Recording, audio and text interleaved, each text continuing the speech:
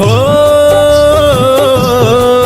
गाय भक्तामर की महिमा, गाय भक्तामर की महिमा हो। गाय भक्तामर की महिमा, गाय भक्तामर की महिमा के आदेश्वर दरबार में, आदेश्वर दरबार में जयकारा। करे वंदन ऋषभ प्रभु को, करे वंदन ऋषभ प्रभु को कि दर्शन को हम आए, दर्शन को हम आए जयकारा।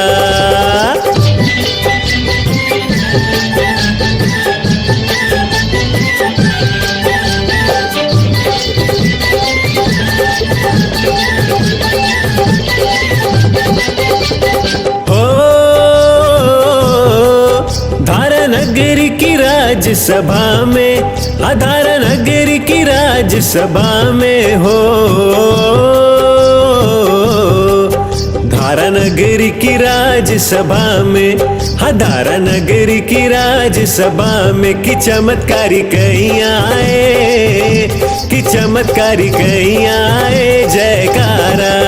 मान तुंग सुरी जी पधारे, हम मान तुंग सुरी जी पधारे कि धर्म ध्वज लहराए, कि धर्म ध्वज लहराए जयकारा।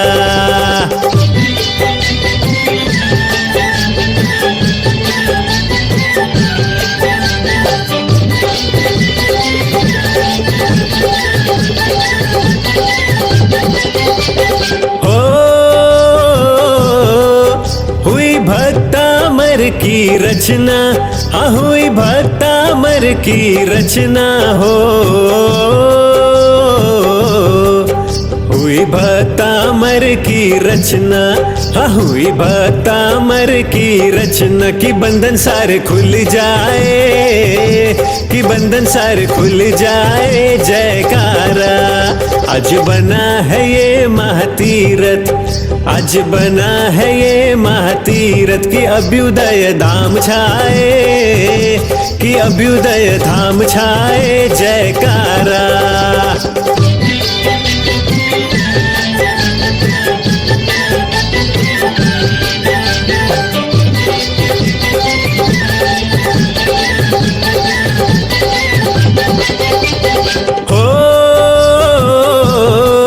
जिन रत्न सागर सूरी, जिन रत्न सागर सूरी हो। जिन रत्न सागर सूरी, जिन रत्न सागर सूरी की हरदम कृपा चाहे, कि हरदम कृपा चाहे जयकारा।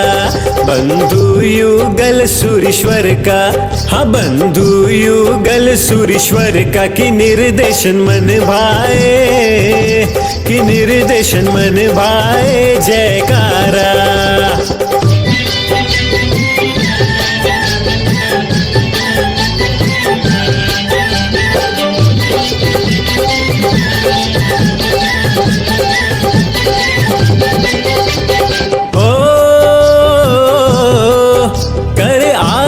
हम सब मिलकर, करे आरज़ू हम सब मिलकर हो।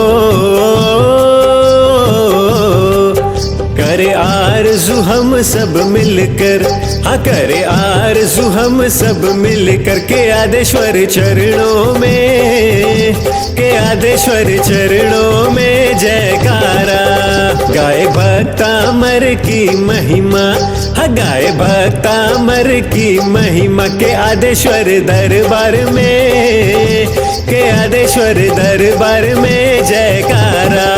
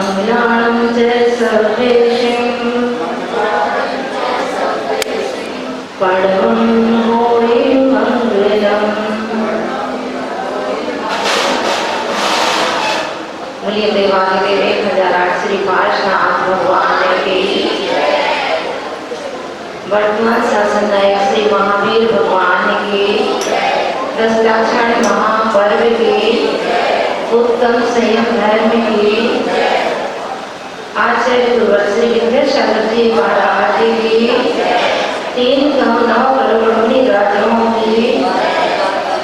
देखिए अपने पास टाइम बहुत कम है, आगे की प्रोग्राम है, और यदि अपन थोड़ी सी देर को भी बैठे हैं सुनने के लिए तो मानसिकता पूरी तरह से यहाँ बना लें।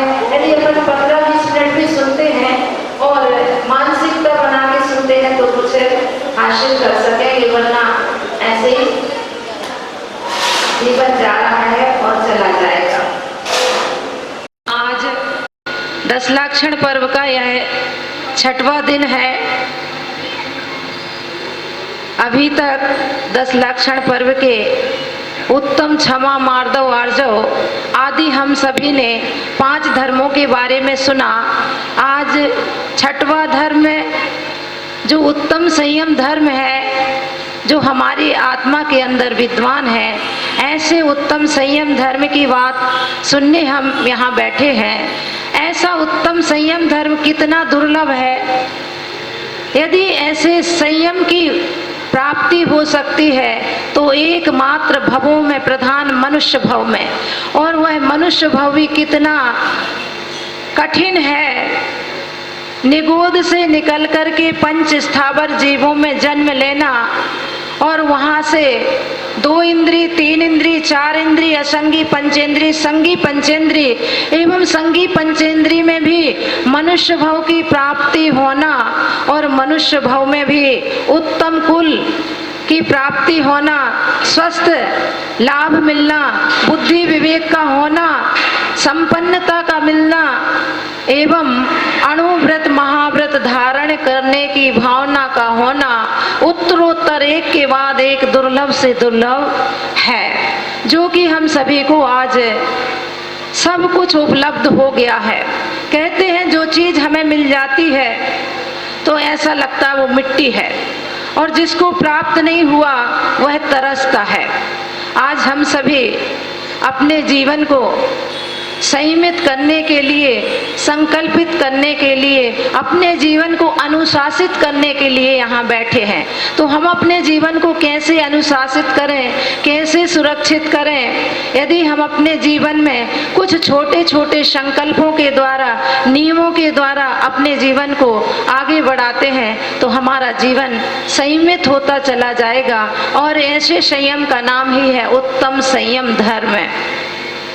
जैसे दीपक जलता है लेकिन उसके बुझ जाने का खतरा बना रहता है, कब हवाएं आएंगी और उस दीपक को बुझा ले जाएंगे, कहा नहीं जा सकता। लेकिन यदि उस दीपक के ऊपर एक कांच की चिमनी और रख दी जाए तो वह दीपक बुझेगा नहीं, बल्कि उसका प्रकाश पहले से और अधिक प्रकाशित होता चला जाएगा।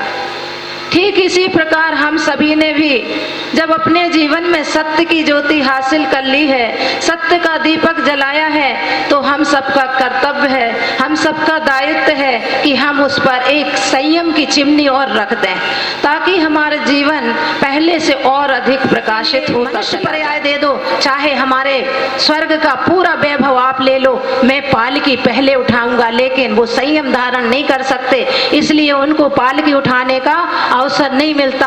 और वो पालकी कौन उठाता है? क्यों उठाता है? क्योंकि मनुष्य ही एक ऐसा सौभाग्यशाली व्यक्ति है, वो संयम धारण कर सकता है, कर्मों को काट सकता है। और आज हम कहाँ पंचेंद्रिय विषयों में अपना इतना बहुमूल्य जीवन, जो चिंतामणि रत्न हमें हाथ लग गया है, उस चिंतामणि रत्न को एक काग भगाने के लिए, कौआ भगाने के लिए फेंक रहे हो। विचार करना चाहिए।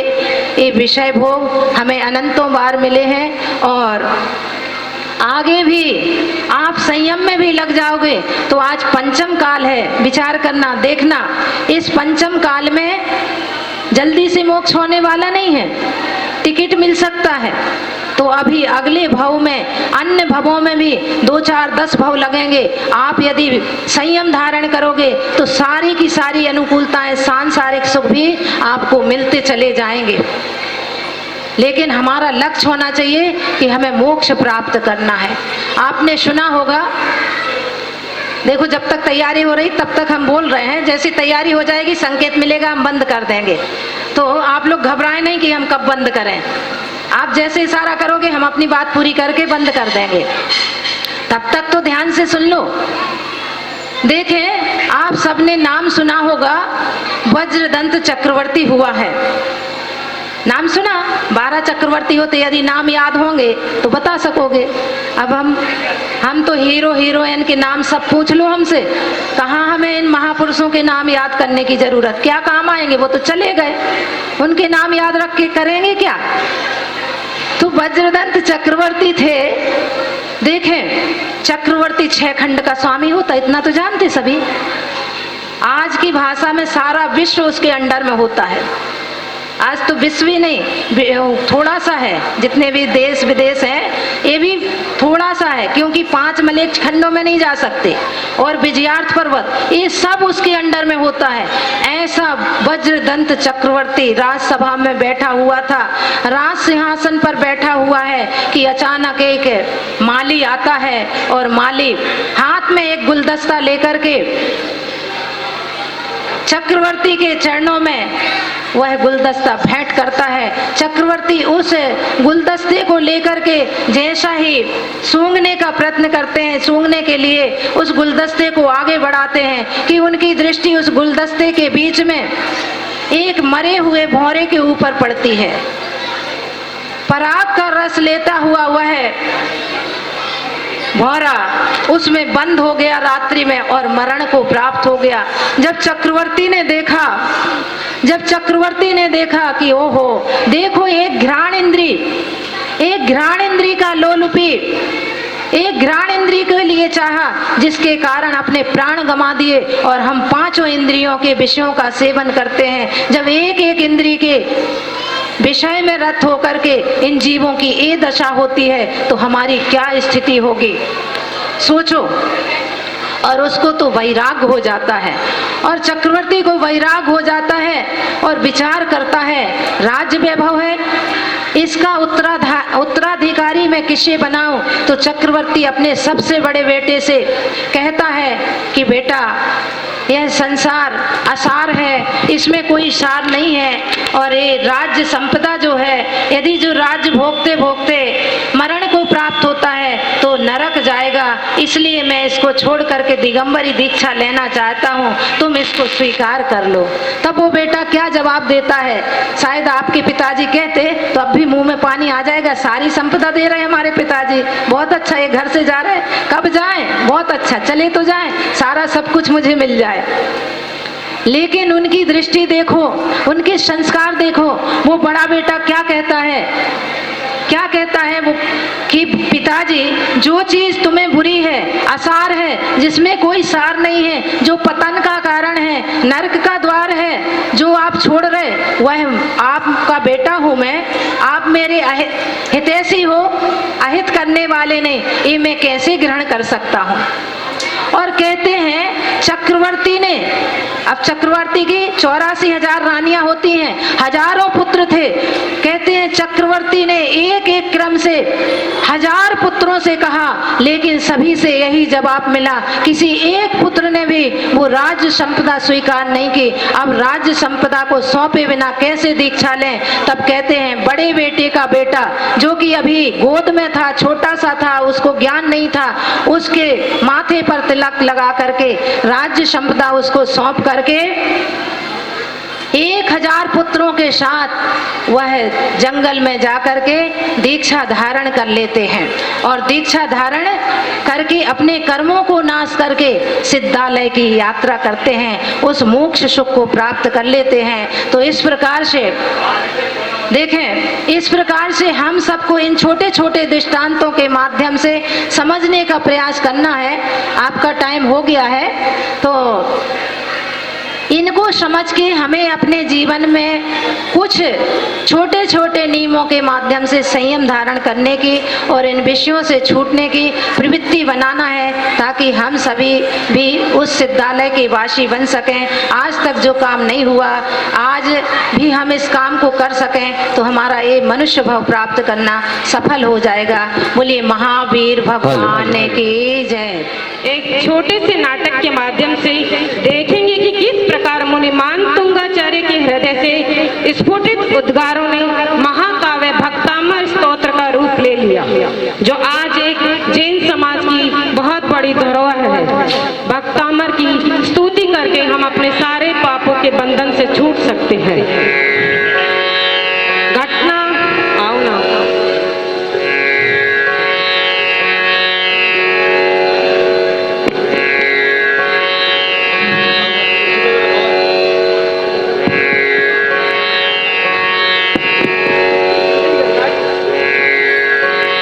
समय था ईशा की 11वीं शताब्दी का। प्रांत मालवा की उज्जैनी नगरी में गुणग्राही विद्या प्रेमी महाराजा भोज शासन किया करते थे। उनको संस्कृत साहित्य एवं काव्य में प्रगाढ़ रुचि थी। उनके शासनकाल में संस्कृत भाषा ही राजभाषा थी, जिसके प्रचार एवं प्रसार हेतु निरंतर अपार धनराशि राजकीय कोषागार से व्यय की जाती थी। महाराजा भोज की राज्यसभा में कवि रत्न कालिदास, वर रुचि जैसे उच्च कोटि के विद्वान सभासद थे, जिनके समक्ष तत्कालीन सुप्रसिद्ध विद्वान भी नतमस्तक होते थे। यही थी समय की धारा। तो आइए चलते हैं हम राजा भोज के दरबार में। हेलो, राजा भोज पधार रहे हैं। महाराज महाराज जय हो, महाराज की जय हो।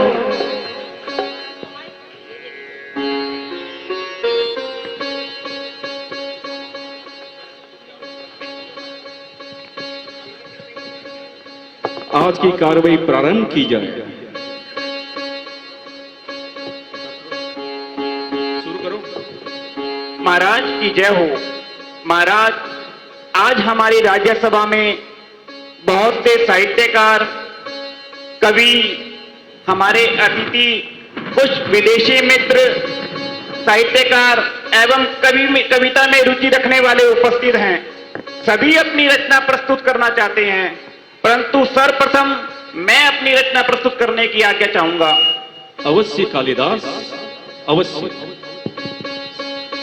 साहित्य रचना का आस्वाद तो हमें भी बहुत पसंद है। आप अपनी प्रथम रचना प्रस्तुत करें। धन्यवाद महाराज। सब ग्रहे पूज्यते मूर्खे, सब ग्रामे पूज्यते प्रभु, सब देशे पूज्यते राजा, विद्वान सर्वत्र पूज्यते। वाह कालिदास वाह। राजा तो केवल अपने राज्य में ही पूजा जाता है, मगर एक विद्वान व्यक्ति पूरे जगत में पूजा जाता है। यही भावार्थ है ना इसका? जी महाराज। क्या सभा में उपस्थित कोई और अपनी रचना प्रस्तुत करना चाहते हैं? जी महाराज। दर्शनम देव देवस्य, दर्शनम पाप नाशनम, दर्शनम स्वर्ग सोपानम, दर्शनम मोक्ष साधनम। वाह, बहुत खूब, बहुत खूब।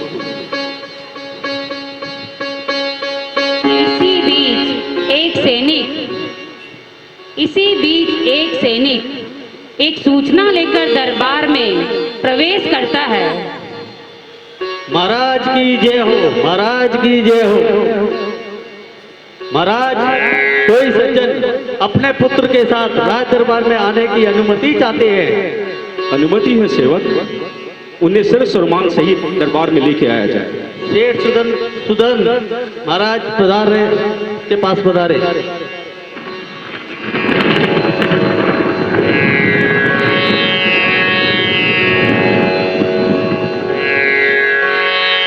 प्रणाम महाराज। आयुष्मान भव। आओ सुदत सेठ, दरबार में आपका स्वागत है। अच्छा हुआ आप अपने पुत्र को भी साथ लेके आए हैं। क्या नाम है इसका? क्या शिक्षा ग्रहण कर रहे बालक? महाराज, इसका नाम मनोहर है और इसने अभी यह अध्ययन आरंभ किया है। बहुत खूब। आओ बालक, निकट आओ, घबराओ मत। कोई काव्य या रचना भी आती है आपको? जी महाराज, मैंने अभी कुछ ही श्लोक का पठन किया है। पृथ्व्याम त्रीणि रत्नानि जलम अनम सुभाषितम मूढ़ै पाषाण खंडेषु रत्न संज्ञा विधीयते। बहुत खूब। अब इनका भावार्थ के बताएंगे हमें? जी महाराज, पृथ्वी पर जल, अन्न और सुभाषित ही 3 रत्न हैं। मूर्ख लोग पत्थर के टुकड़ों को रत्न की संज्ञा देते हैं। सुदत्त सेठ, तुम्हारा पुत्र के उच्चारण व भाव दोनों ही बहुत स्पष्ट है।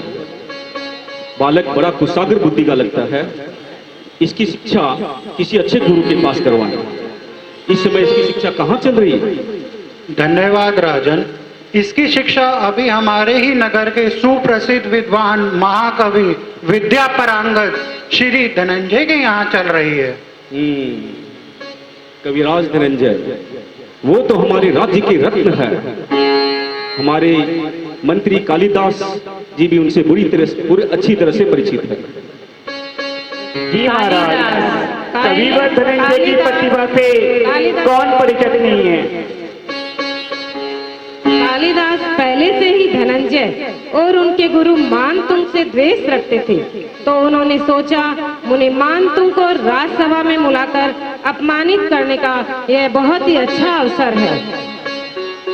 जी महाराज, कविवर धनंजय की प्रतिभा से सारा ही राज्य अवगत है, परंतु मैं चाहूंगा कविवर धनंजय के मुनि श्री मांगतुंग मुनि जी को शास्त्रार्थ के लिए राज्यसभा में आमंत्रित किया जाए। उनसे शास्त्रार्थ करा के उनकी विद्या की परीक्षा भी हो जाएगी। अवश्य कालिदास, आपके सुझाव का हम स्वागत करते हैं। सेवकों, जाओ मुनि श्री को सम्मान सहित दरबार में पेश करें। दरबार में आने के निमंत्रण। जो आज्ञा महाराज। मंत्री जी, आज की कार्रवाई यही स्थगित की जाए। दोनों मंत्री, दोनों सैनिक जंगल की ओर प्रस्थान करते हैं, जहां मुनि मानतुंगाचार्य साधना में लीन है।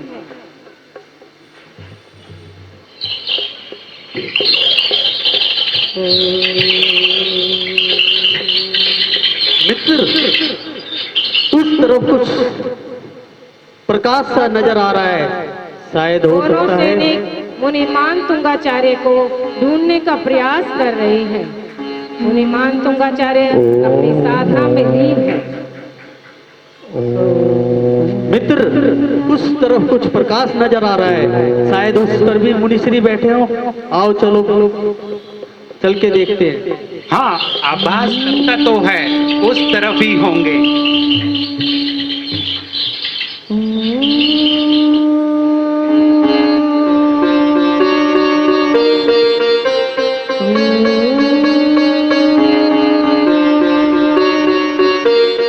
मुनिश्री प्रणाम।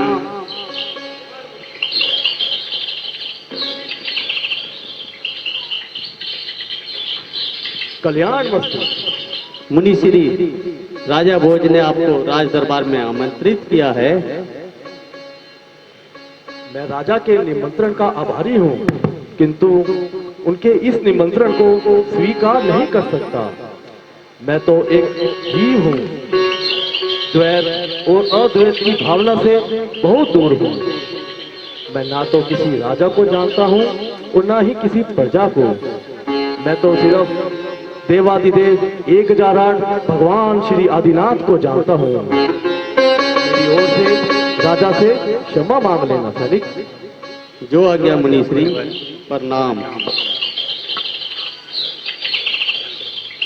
राजा का आदेश भी मुनि मानतिंग को डिगा नहीं पाया। वे अपनी साधना में वैसे ही लीन रहे।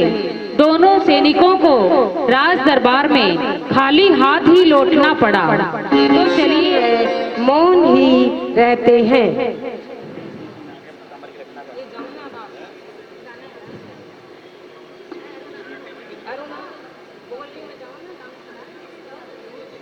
अभी हमने देखा कि किस प्रकार राजा भोज ने मुनि मानतुंग जी को 48 तालों में बंद करवा दिया। आइए अब हम एक नृत्य नाटिका के द्वारा यह देखते हैं कि किस प्रकार मुनि मानतुंगाचार्य ने भगवान आदिनाथ की आराधना करके भक्तामर स्तोत्र की रचना की और उनके सारे ताले स्वतः ही टूट गए और राजा भोज को अपनी बहुत बड़ी गलती का एहसास हुआ। काल कोठरी के अंदर मुनि मानतुंगाचार्य अपनी साधना में लीन है और वे काव्यों की रचना उनके द्वारा अपने आप स्वतः ही होती जाती है। वैसे वैसे एक एक ताले उनके टूटते जा रहे हैं।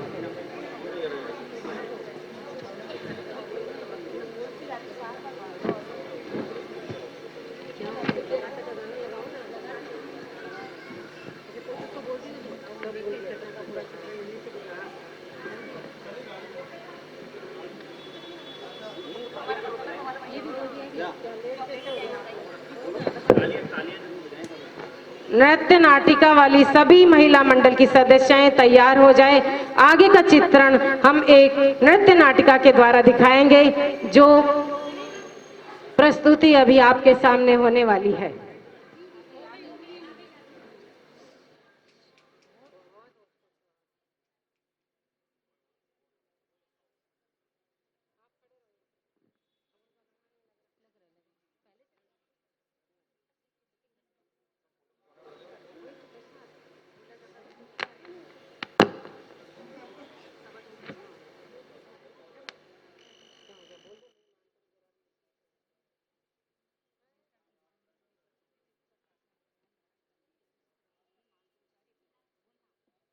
जब भी दिगंबर मुनि पर कोई उपसर्ग आता है वे मौन व्रत धारण कर लेते हैं और मुनि मानतुंगाचार्य भी अपनी गहरी साधना में लीन है। आइए देखते हैं एक नृत्य नाटिका।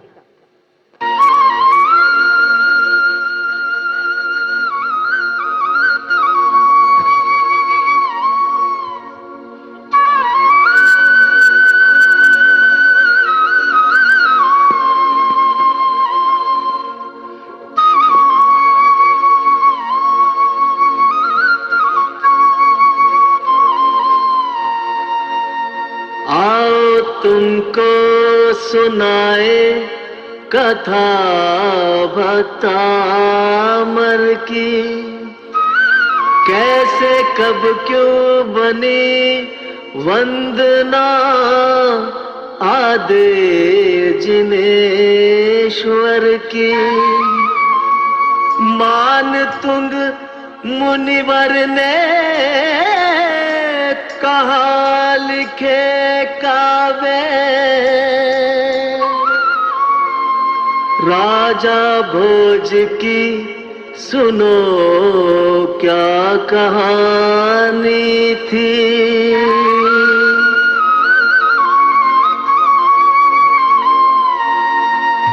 द्वारों पे ताले राजा ने डाले, द्वारों पे ताले राजा ने डाले, मुनि को जंजीरों में जकड़ा गया है।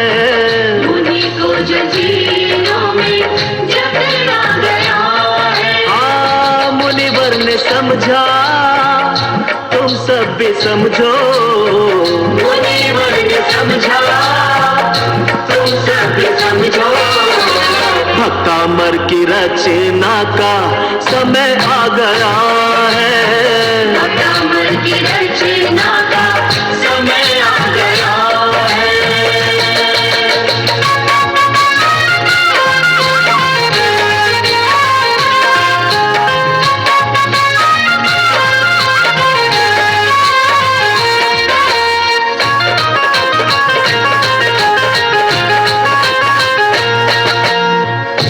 उज्जैन नगरी प्रांत मालवा था, कालिदास का मन ईर्ष्या से भरा था। कालिदास का मन ईर्ष्या से भरा था। ओ कालिदास का मन ईर्ष्या से भरा था।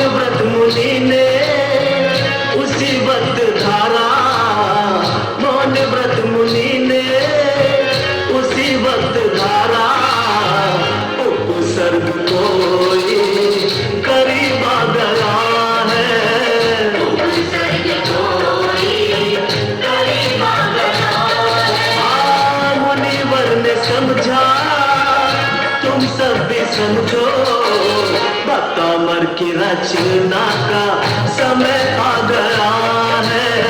भक्त अमर की रचना का समय आ गया है।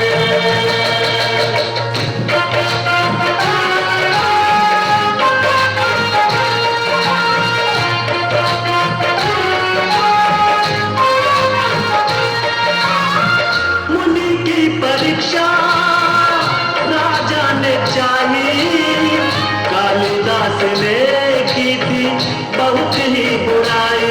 कालिदास ने की थी बहुत ही बुराई। कालिदास ने की थी बहुत ही बुराई। मुनि कुछ ना बोले, बमों को ना खोले, राजा ने कितना चाहा तनिक भी न डोले। 48 ताले मुनिवर को डाले, मुनिवर के चेहरे पे भाव थे निराले।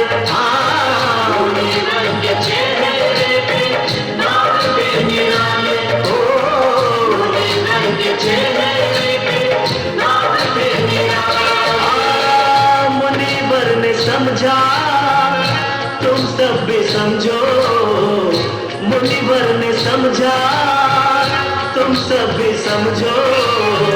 भक्त अमर की रचना का समय आ गया है। भक्त अमर की रचना का समय आ गया है।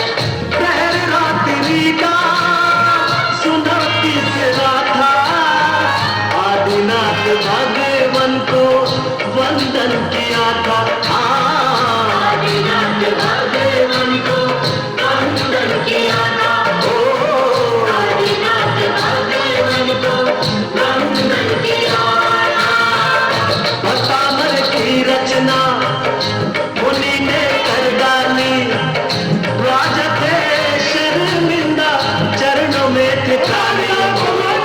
टूट गए ताले, बंधन निकाले। आदिनाथ भगवान दयालु निराले। आदिनाथ भगवान दयालु निराले। आदिनाथ भगवान दयालु निराले। आओ हम भी काटे भाव भाव के बंधन, आओ हम भी काटे भाव भाव के बंधन के मौका हमारे करीब आ गया है। करीब आ गया है। प्रभु के चरण में प्रीति लगा लो, नसीबों में अच्छा नसीब आ गया है। नसीबों में अच्छा नसीब आ गया है। कि मौका हमारे करीब आ गया है। नसीबों में अच्छा नसीब आ गया है। कि मौका हमारे करीब आ गया है।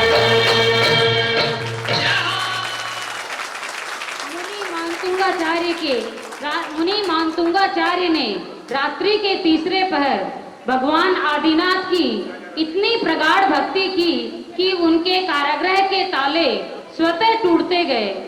जैसे जैसे मुनि एक एक काव्य रचते गए, एक एक ताला टूटता गया और वे कारागृह से बाहर आ गए।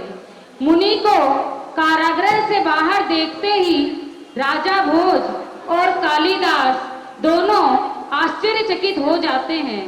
मुनि की विद्वता का परिचय स्वतः ही मिल जाता है और वे दोनों आत्मग्लानि से भर जाते हैं और घोर पश्चाताप के भाव लिए वे मुनि के चरणों में नतमस्तक हो जाते हैं और हृदय से क्षमा मांगते हैं। मुनिवर क्षमा, हम तो आपसे साक्षात कराना चाहते थे, हमें क्षमा करें मुनिवर।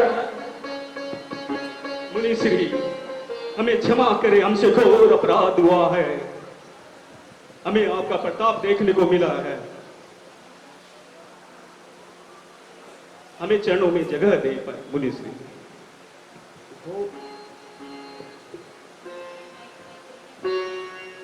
उठो राजन उठो। जिनदेव की भक्ति से 48 ताले ही क्या, जन्म जन्म के बंधे कर्मों का भी नाश हो जाता है।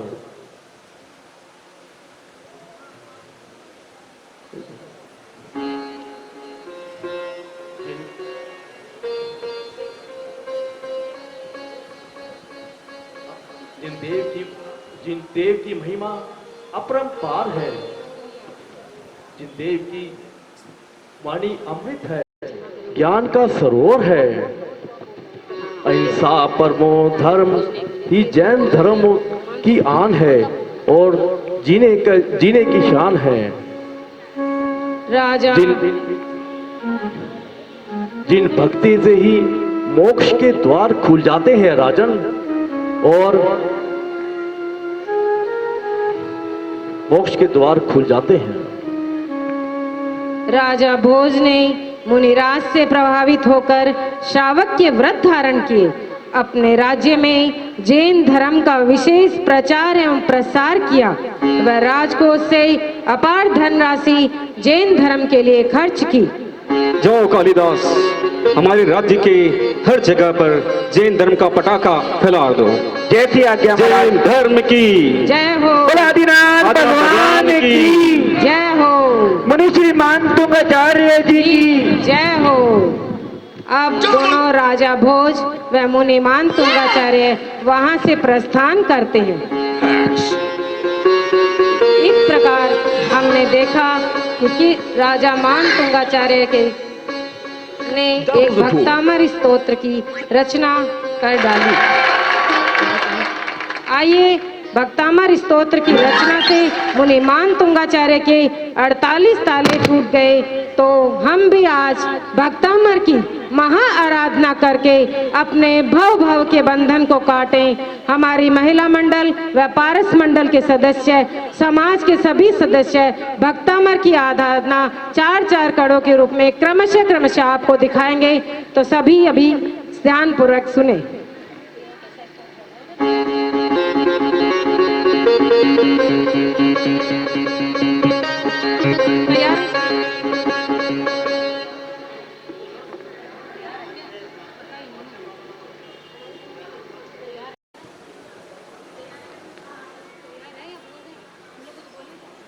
यह एक ऐसा स्तोत्र है जो हमारे लिए शारीरिक, मानसिक एवं चैतसिक तीनों परिवर्तन का आधार है।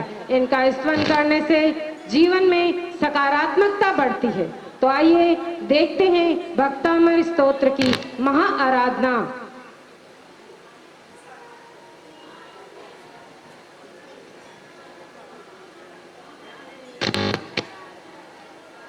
भक्तामर स्तोत्र एक ऐसा स्तोत्र है जिससे बुझा हुआ मन भी जाग उठता है। अगर कोई व्यक्ति डिप्रेशन की स्थिति में है, अगर वह इसका रोज जो आज हमारे समाज की एक ज्वलंत समस्या बनी हुई है, अगर वह व्यक्ति या भक्तामर स्तोत्र का निरंतर जाप करता है तो उसके जीवन में चमत्कारिक परिवर्तन देखा जा सकता है।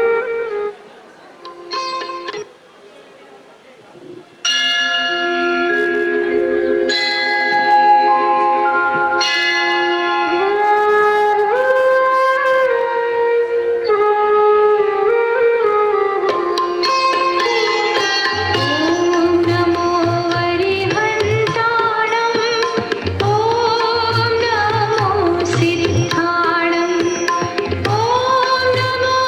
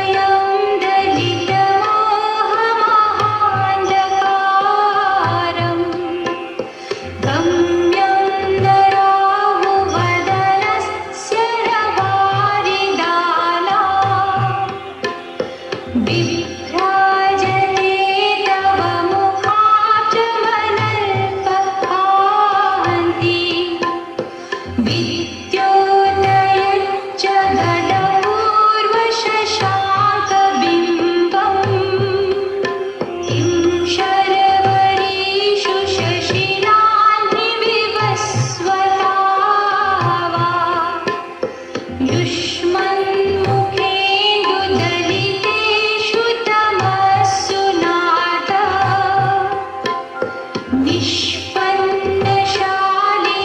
निष्पन्नशालिवनशालिनि जीवलोके कार्यं कियच्चलधरै जलभारनम्रै ज्ञानं यथा त्वयि विभाति कृतावकाशम् नैवं तथा हरिहरादिषु नायकेषु तेजस्फुरन्मणिषु याति यथा महत्त्वम् नैवं तु काचशकले किरणाकुलेति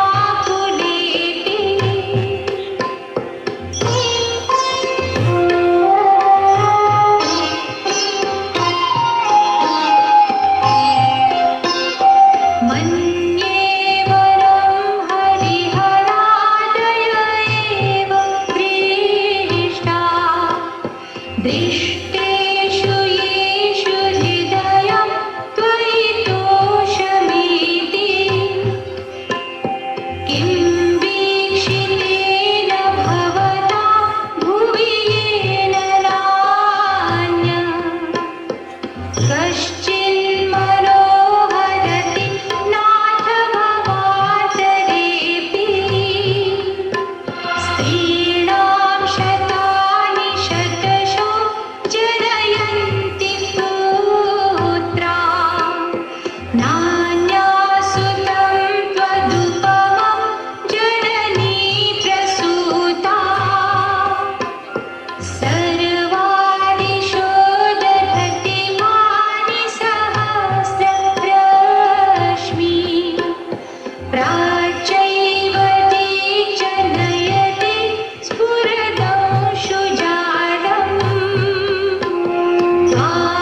त्वामामनन्ति मुनयः परमं पुमांस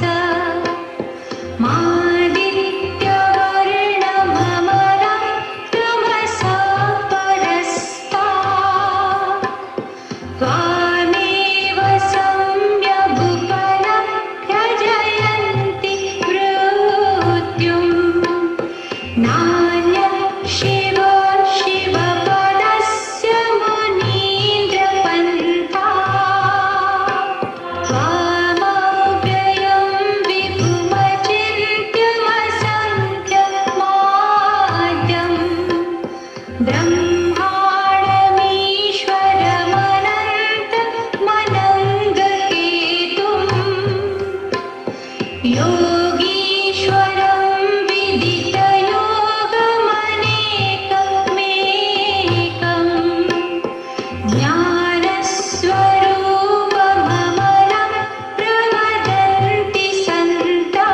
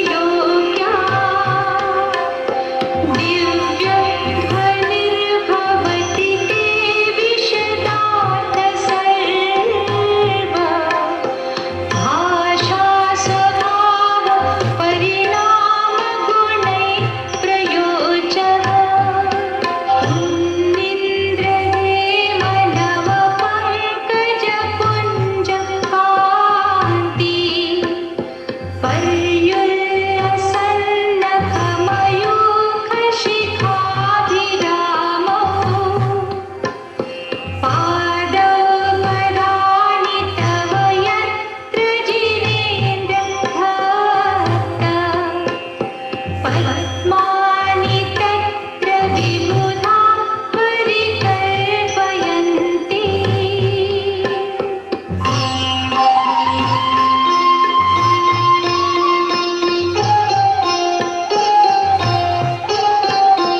इत्थं यथा तव विभूतिरभूज्यनेन्द्र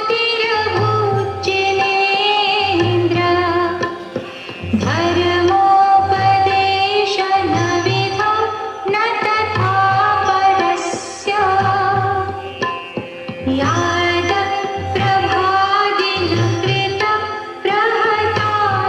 यादप्रभादिनकृतप्रहतान्धकारा तादकुतो ग्रहगणस्य विकाशिनोऽपि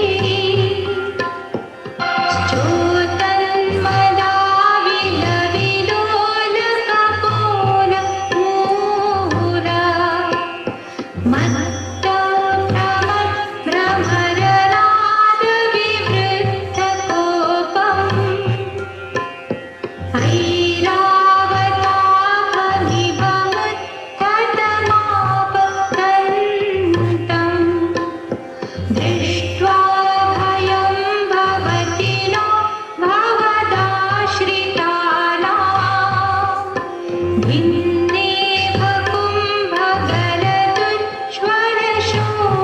भिन्नेभकुम्भगलदुज्ज्वलशोणितात्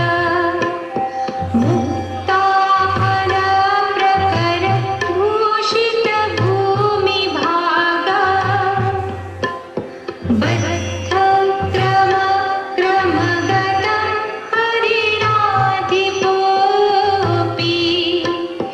नाक्रामति क्रमयुगाचलसंश्रितं ते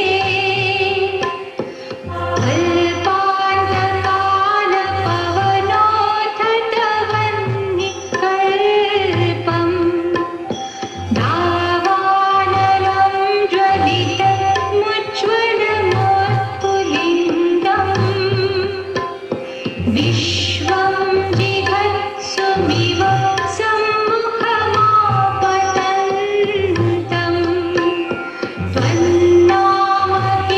त्वन्नामकीर्तनजलं शमयत्यशेषम्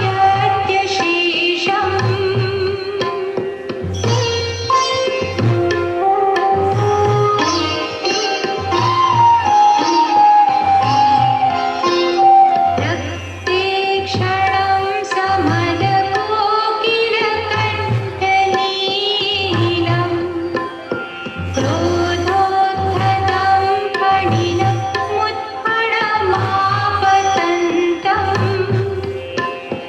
आक्रामति क्रमयुगेन निरस्तशङ्कम्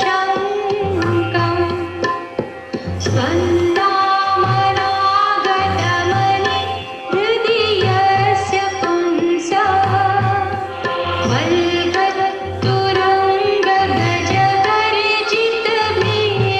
वल्गतुरङ्गगजगर्जितभीमनाद नाजौगलं बलवतामपि भूपतीनाम्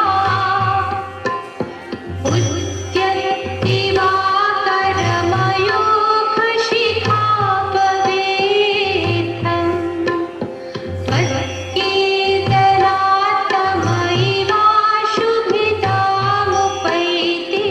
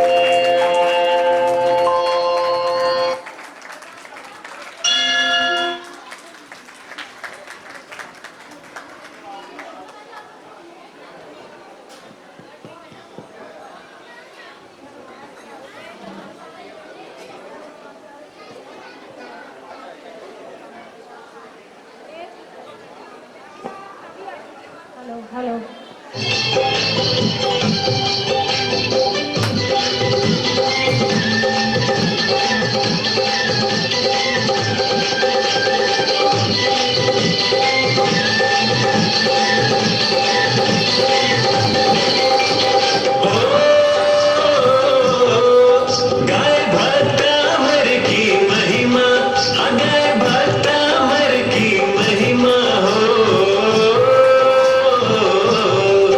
गाय भक्तामर की महिमा, गाय भक्तामर की महिमा के आदेश्वर दरबार में, आदेश्वर दरबार में जयकारा।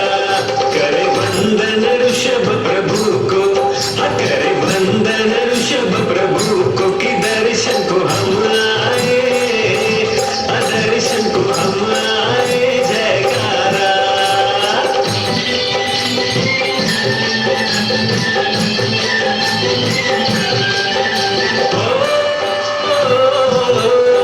करे आरज़ू हम सब मिलकर, करे आरज़ू हम सब मिलकर हो।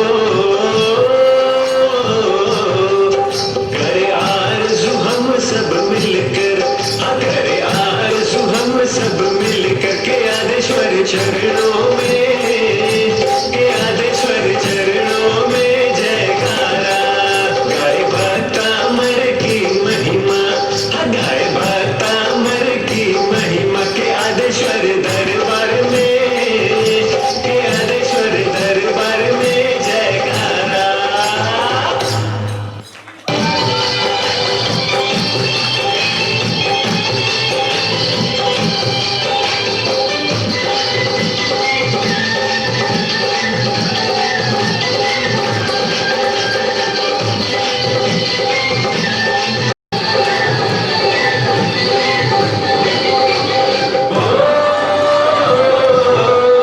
गाय भक्तामर की महिमा, गाय भक्तामर की महिमा हो। गाय भक्तामर की महिमा, गाय भक्तामर की महिमा के आदेश्वर दरबार में, आदेश्वर दरबार में जयकारा।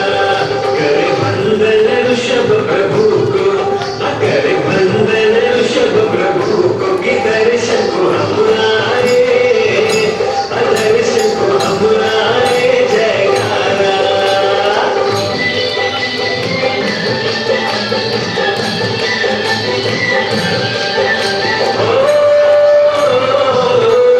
करे आरज़ू हम सब मिलकर, करे आरज़ू हम सब मिलकर हो। करे आरज़ू हम सब मिलकर, करे आरज़ू हम सब मिलकर के आदेश्वर चरणों में, के आदेश्वर चरणों में जयकारा।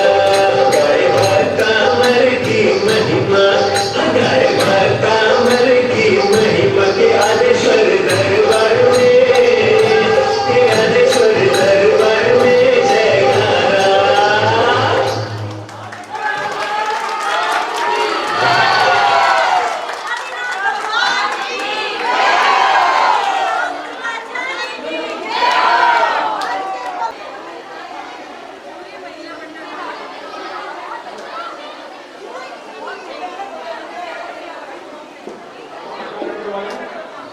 आगे का कार्यक्रम पढ़ेंगे, प्रधान जी स्वागत करेंगे कोरियोग्राफर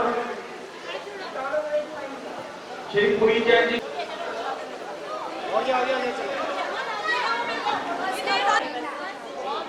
हाँ जी, प्रधान जी स्वागत कर रहे हैं कोरियोग्राफर श्री पुरी जैन जी का। आप सब इनका ताली बजाकर अभिनंदन करें।